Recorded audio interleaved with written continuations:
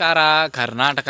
ನಾನು ನಿಮ್ಮ D K blogger. ನಾವು ಇವತ್ತೆಲ್ಲ ಹೊಂಟೇವಪ್ಪ ಅಂದ್ರೆ ಐನಾಕ್ಸ್ ಥಿಯೇಟ್ರಿಗೆ ಹೊಂಟೇವೆ. ಐನಾಕ್ಸ್ ಥಿಯೇಟ್ರಿಗೆ ಯಾಕಂದರೆ ಯು ಐ ಸಿನಿಮಾ ಇವತ್ತು ರಿಲೀಸ್ ಆಗೈತಿ.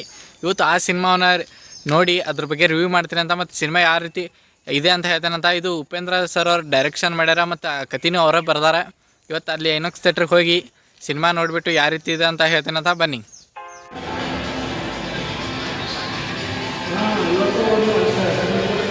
ಈಗ ನಾವು ಸಿನಿಮಾ ನೋಡಿ ಬಂದುಬಿಟ್ವಿ. ಸಿನಿಮಾ ಬಗ್ಗೆ ಹೇಳ್ಬೇಕಂದ್ರೆ ಈ ಸಿನಿಮಾ ತುಂಬ ಚೆನ್ನಾಗಿದೆ ಮತ್ತು ಡೈರೆಕ್ಟರ್ ಉಪೇಂದ್ರ ಅವರು ತುಂಬ ಚೆನ್ನಾಗಿ ಡೈರೆಕ್ಷನ್ ಮಾಡಿದ್ದಾರೆ ಮತ್ತು ಈ ಕಥೆ ಅವರೇ ಬರೆದಿದ್ದಾರೆ. ಪಿಕ್ಚರ್ನಲ್ಲಿ ಒಂದು ಒಳ್ಳೆ ಮೆಸೇಜ್ ಕೊಟ್ಟಿದ್ದಾರೆ. ಎಲ್ಲರೂ ಹೋಗಿ ಈ ಪಿಕ್ಚರ್ ನೋಡಬೇಕು ಒಂದು ಸಾರಿ.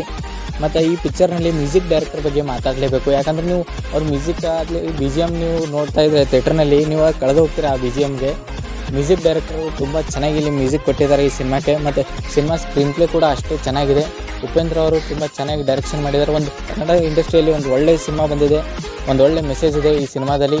ಈ ಸಿನಿಮಾ ಎಲ್ಲರೂ ನೋಡಬೇಕು. ಮತ್ತು ಈ ಸಿನಿಮಾದ ಮುಖಾಂತರ ಡೈರೆಕ್ಟರ್ ಉಪೇಂದ್ರ ಅವರು ತಮ್ಮ ಪಿಕ್ಚರ್ ಎಲ್ಲ ಡಿಫ್ರೆಂಟಾಗಿ ಮಾಡ್ತಾರೆ ಅಂತ ಮತ್ತೆ ಇಲ್ಲಿ ಪ್ರೂವ್ ಮಾಡ್ಕೊಂಡಿದ್ದಾರೆ.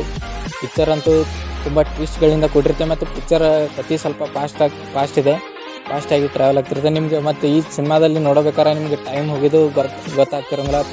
ಸಿನಿಮಾ ಕಥೆ ತುಂಬ ಫಾಸ್ಟಾಗಿ ಹೋಗ್ತಿರುತ್ತೆ. ಮತ್ತು ಇಲ್ಲಿ ಸಿನಿಮಾ ಬಗ್ಗೆ ಹೇಳ್ಬೇಕಂದ್ರೆ ಸಿನಿಮಾ ತುಂಬ ಚೆನ್ನಾಗಿದೆ, ಒಂದು ಒಳ್ಳೆ ಮೆಸೇಜ್ ಕೊಟ್ಟಿದ್ದಾರೆ. ನೀವು ಒಂದು ಸತ ಅಲ್ಲಿ ಹೋಗಿ ಈ ಸಿನಿಮಾವನ್ನು ನೋಡಿ, ನಿಮಗೂ ಆವಾಗ ಗೊತ್ತಾಗುತ್ತೆ ಪಿಕ್ಚರ್ ಸ್ಟೋರಿ ತುಂಬ ಚೆನ್ನಾಗಿದೆ, ಒಂದು ಒಳ್ಳೆ ಮೆಸೇಜ್ ಕೊಟ್ಟಿದ್ದಾರೆ. ಮತ್ತು ನಾನು ಮುಂದಿನ ವಿಡಿಯೋದಲ್ಲಿ ಒಂದು ಒಳ್ಳೆ ವಿಡಿಯೋ ಜೊತೆಗೆ ಬರ್ತೀನಿ. ಅಲ್ಲಿವರೆಗೂ ಜೈ ಹಿಂದ್, ಜೈ ಕರ್ನಾಟಕ.